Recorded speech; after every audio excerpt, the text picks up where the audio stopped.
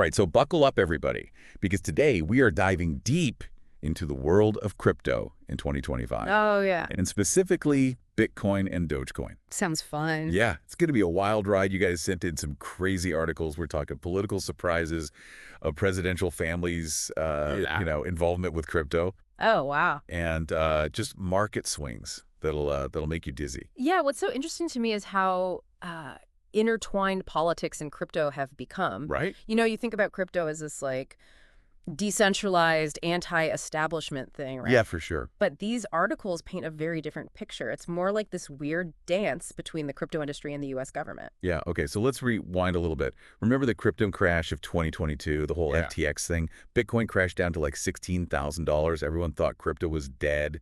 What a roller coaster. I know, right? It was a crazy time. That FTX collapse was a turning point for sure. It really, like, shook people's trust in the crypto market. And it made everyone question, how stable it really is. But then, get this, Bitcoin makes this huge comeback in late 2024. It breaks the $100,000 mark. Wait, seriously? $100,000? What happened? Did someone invent a Bitcoin printing machine? I'm so confused. Well, it's interesting, right? The timing is very interesting. It happens just as a certain U.S. president, who we all know likes to shake things up, gets elected. Yeah. And there's even this crazy story about a Lamborghini in Dubai with, get this, BTC 100K thanks Trump spray painted on it. Oh, come on. Yeah, celebrating the Bitcoin comeback. Like, you can't make this stuff up. Okay, hold on. Are you saying there's a connection between this president and Bitcoin going up? It's definitely something to think about. And remember, this president's family, they have their own platform. It's called World Liberty Financial, right? Mm-hmm. So they're not just talking, they're actually invested in crypto. There are even stories about the president-elect getting calls from his son at like 6 a.m. celebrating Bitcoin hitting that $100,000 mark. Wow, that's next level commitment. It is, right. Like, it's a whole family affair. So it's not just talk. There's like genuine enthusiasm from this administration about crypto. Absolutely. And it's not just enthusiasm, they're actually taking action. They appoint this guy, Paul Atkins, he's a big pro-crypto figure, to lead the SEC. Oh, wow. That's huge. Like, that's a big sign that things are about to change. Regulations could become a lot less strict. So they're putting their money where their mouth is. Yeah, they are. But what about the rest of the administration? Are they all on board with this crypto love fest? Seems like it. The Commerce Secretary, the Treasury Secretary, they're all pro-crypto. There's even this new advisory group, and it's headed by, get this, Elon Musk. What? Yeah, and the name of the group is like a little wink to Dogecoin, almost like they're like embracing the whole meme culture of crypto. That is wild. It is. But how did the crypto industry manage to pull this off? Did they hypnotize everyone in Washington? It wasn't magic, but it was smart. Like, they spent hundreds of millions of dollars on lobbying. They were trying to influence politicians, really shape the whole political scene. They played the long game, targeted specific people, focused on broader issues without always directly mentioning crypto, So kind of sneaky. Well, strategic. Strategic. Yeah, one of the key players here is this group called Fairshake. They're a pro-crypto super PAC, and they're funded by, like, the biggest names in crypto.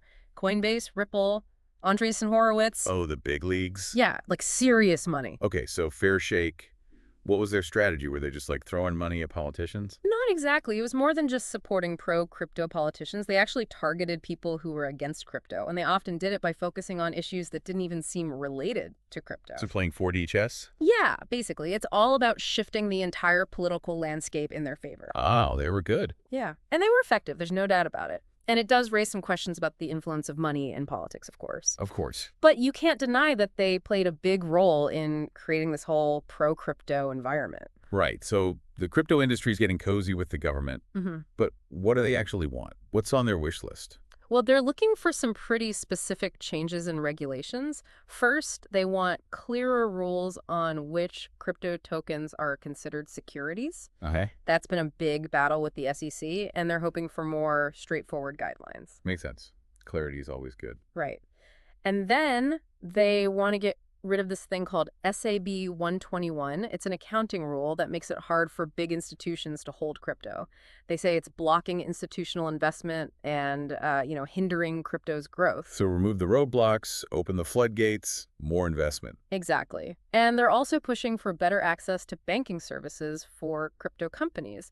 Right now, it's really tough for them to get even basic banking services. They see it as like a deliberate attempt to stifle the industry. So they're basically saying, hey, let us play fair. Yeah, exactly. And finally, they're pushing for new laws to regulate stablecoins. Right. This is a big one because stablecoins are seen as this bridge between traditional finance and crypto, but there aren't clear regulations yet. Makes some people nervous. Okay, so they want clarity, access, and a level playing field. Seems reasonable, but I'm guessing there's a flip side to all this. What are the downsides to all this acceptance? What could go wrong? That's where things get really interesting. Oh, I like when you say that. Spill the tea. Well, first of all, there's a bit of irony in the fact that an industry that was all about decentralization is now like embracing government involvement. Are they compromising their principles, you know? Like the rebel who becomes part of the establishment. Exactly. And then you've got these big institutions like the Federal Reserve and the European Central Bank. They're worried. They're worried about crypto's volatility, and they're worried about its potential to like destabilize the whole financial system. So some people are cheering crypto's rise, but others are waving red flags. Yeah, it's a stark contrast. And we can't forget about the potential for people to lose money, both big institutions and everyday people. If there's another crash, it could be bad. So not all sunshine and rainbows. Not quite. Okay, we've covered a lot. Crypto crashes, political games, a whole bunch of regulatory changes. Let's take a breath, and then we'll dive into the next part of our deep dive. Okay, so before we take that little pause, we were in the middle of talking about the potential risks of crypto becoming, mainstream. But, I mean, it's happening, right? What does that even look like? Like, are we talking about grandmas buying Bitcoin at the supermarket? Well, maybe not at the supermarket yet, Yes. but you're not that far off. The stuff you sent me, it all points to this idea that crypto is really getting integrated with, like, the normal financial system. Okay, so what are we actually seeing? Like, give me some real-world examples. All right, well, one big thing is the approval of Bitcoin and Ethereum ETFs. Nah. Now, you've probably heard of Bitcoin ETFs. Yeah, for sure. These things let people invest in Bitcoin without actually, holding the coins themselves. Right, right. So it makes it way simpler for people who maybe aren't as tech savvy. Yeah, that makes sense. And it could even bring in more like traditional investors, like pension funds and stuff. Okay, so it's not just the techie people anymore. It's like big institutions are jumping in. But why now? Well, there are a few reasons, right? Hmm. The political climate right now, with everyone being so pro-crypto, that's definitely a factor. Okay. And then you've got that fear of missing out, the FOMO. FOMO. Bitcoin hitting $100,000, that definitely caught people's attention. For sure. It's like the gold rush, but with digital gold this time. Right, so more investors, more adoption, more, I guess, legitimacy. Right. Sounds like a win for the crypto industry. Yeah, it could be. But remember all those risks we talked about before? Oh, Those become even more important now as crypto gets more connected to that traditional financial world. okay, so let's talk more about those risks. You mentioned this whole thing about a decentralized system embracing government regulation. Like, help me unpack that a little bit. Yeah, so the initial idea behind crypto, it was all about freedom from government control, right? Right. But as the industry grows and it wants to be taken seriously, they're finding they have to work more and more within those existing regulations. Yeah. So, Is that good or bad? It seems kind of like contradictory to what crypto was all about in the beginning. yeah, it's a tough question.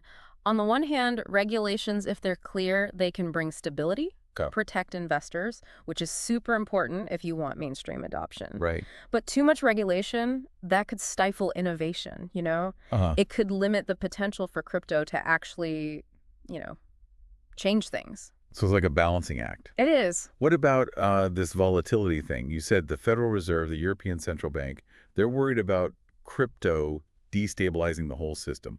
Why are they so concerned? Well, you know how crypto prices are, right? They go up, they go down. It's crazy. Yeah. And that makes the people who are in charge of keeping the entire financial system stable, it makes them very nervous. Okay. Look at all. But isn't that part of the appeal of crypto? Like the Yeah. chance to make, a ton of money? Yeah, for sure. But the real worry here is about systemic risk. Okay.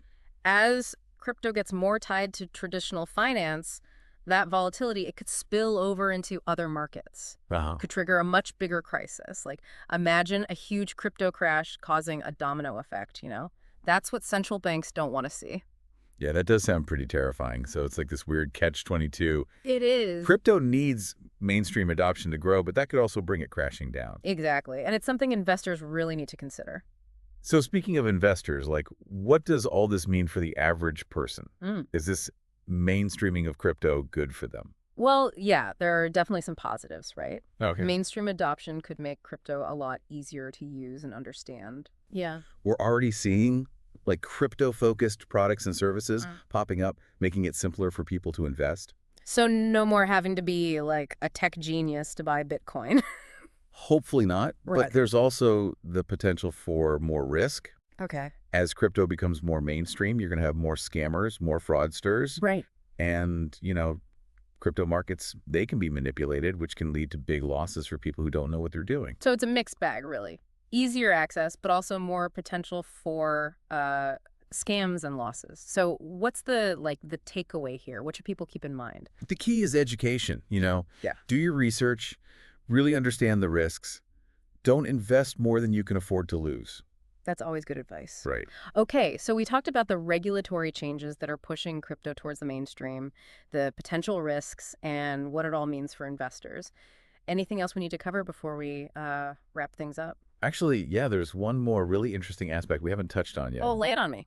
Okay, so now that crypto is getting more integrated with the traditional financial system, is it still that, revolutionary force it claimed to be, Whoa, that is a big question. It is, right. And that's the perfect way to segue into the final part of our deep dive.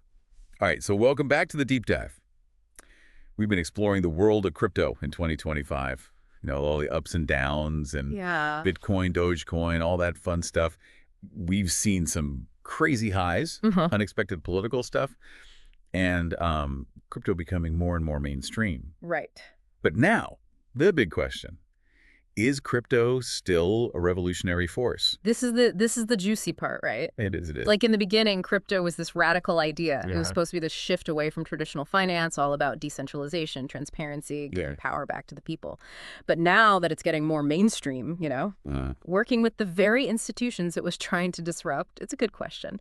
Has crypto lost its revolutionary spirit? It's like the rebel who joins the establishment, Yeah, exactly. Is crypto selling out, or is it just evolving? The articles you sent, they really highlight this tension, Yeah. On one hand, you see the crypto industry lobbying for changes, looking for approval from the government, partnering with traditional financial institutions. Right. It definitely looks like they're willing to play by the rules of the existing system. Well, if they want everyone to use crypto, Right. it needs to be accessible, it needs to be easy, and it needs to be legal. Right.